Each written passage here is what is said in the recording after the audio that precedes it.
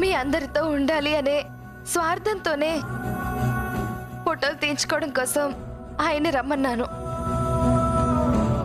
ఏం చూస్తున్నావు సిద్ధు? వెళ్ళి రెడీ అవ్వు. ఈ డెవిల్తో నాకు ఫోటోలు వద్దు. పెళ్లి పుస్తకం మధ్యాహ్నం 1:30 మీ ఈటీవీలో. ఖైదీ నంబర్ 299 తప్పించుకున్నాడు.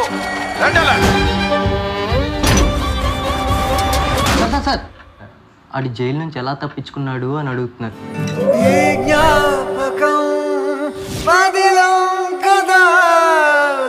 చేసుకో